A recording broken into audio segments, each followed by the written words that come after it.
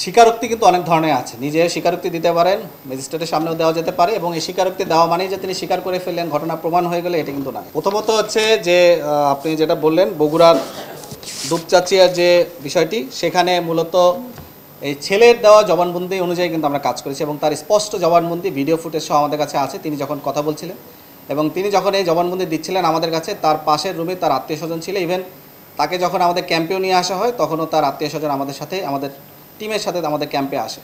এরপরও তদন্তের স্বার্থে তদন্তে বিভিন্নতা থাকতে পারে, তদন্ত বিভিন্নতার মোড় হয়। তদন্তকালীন সময় যদি আমাদের কোনো সহায়তার দরকার হয় আমরা অবশ্যই সহায়তা করব। এছাড়াও যেটা বললেন যে আমাদের র্যাবের কোনো সদস্যের জন্য যদি কোনো ধরনের অভিযোগ বা কোনো ধরনের গাফিলতি পাওয়া যায় আমরা অবশ্যই তার ব্যবস্থা নিব, এবং আমরা তদন্ত সাপেক্ষে সে ধরনের ব্যবস্থা নেব। আমাদের কাছে যদি অভিযোগ আসে আমরা অবশ্যই এটাকে খতিয়ে দেখব। স্বীকারোক্তি কিন্তু অনেক ধরনের আছে। নিজে স্বীকারোক্তি দিতে পারেন, ম্যাজিস্ট্রেটের সামনেও দেওয়া যেতে পারে, এবং এই স্বীকারোক্তি দেওয়া মানেই যে তিনি স্বীকার করে ফেললেন, ঘটনা প্রমাণ হয়ে গেলে এটা কিন্তু না। এটি তিনি যেখানেই স্বীকারোক্তি দেন না কেন পরবর্তীতে কিন্তু সেই যে জবানবন্দি বা স্বীকারোক্তি দিয়েছেন তিনি কিন্তু যে কোনো সময় সেটা পরিবর্তন করতে পারেন। এটা তার অধিকার, তার আইনগত অধিকার এটা। সে কিন্তু যে কোনো সময় এটি পরিবর্তন করতে পারে। মাঠের অলরাউন্ডার আমি, আর ঘরের allrounder Tilex. Tilex toilet cleaner, clean মানেই টাইলক্স। স্বীকারোক্তি আমি যখন দিয়েছি এরপরে যদি আমি এটাকে পরিবর্তন করতে চাই, এটা আমার আইনগত অধিকার, আমি যে কোনো সময় এটা পরিবর্তন করতে পারবো। কিছু হোক বা যাই হোক, আইনগত আমরা এখানে আইন নিয়ে এখন করবো না। আমাদের স্টেটমেন্ট আমরা দিই, আইনের অনেক বিজ্ঞ লোক আছেন। আমি যেটা বলতে চাচ্ছি, কেউ যদি কখনো কোনো স্বীকারোক্তি দেয় সে পরবর্তীতে এটাকে পরিমার্জন করতে পারবেন। এটা তার আইনগত অধিকার।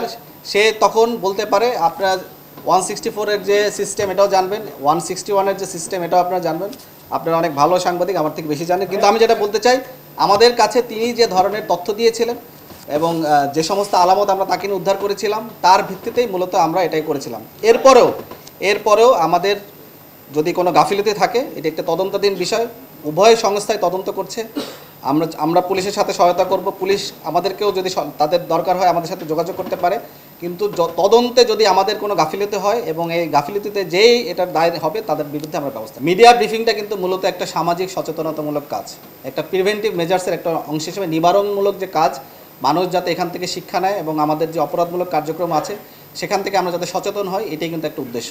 এটা কিন্তু অন্য কোনো উদ্দেশ্য না। মানুষকে সচেতন করা এবং নিবারণমূলক যে কার্যক্রম তারই অংশ হিসেবে মূলত আমরা এটাকে কাজ করি। আপনি কখনোই বললেন পুলিশ ভুল তথ্য দিয়েছে। এই তদন্ত এটা এখন যেটা বলা হচ্ছে এটা পূর্ণাঙ্গ তদন্তের পর অন্য কিছু বের হতে পারে। আমি আপনাদেরকে স্পষ্ট করে বলতে চাই, র্যাবের এই তদন্তে যদি কোনো গাফিলতি থাকে এবং কোনো ধরনের যদি আমাদের তথ্যগত বা প্রক্রিয়াগত কোনো ধরনের ভুল থাকে এবং এই প্রক্রিয়ার সাথে যদি কেউ দায়ী হয় তার বিরুদ্ধে যথাযথ ব্যবস্থা গ্রহণ করা হবে।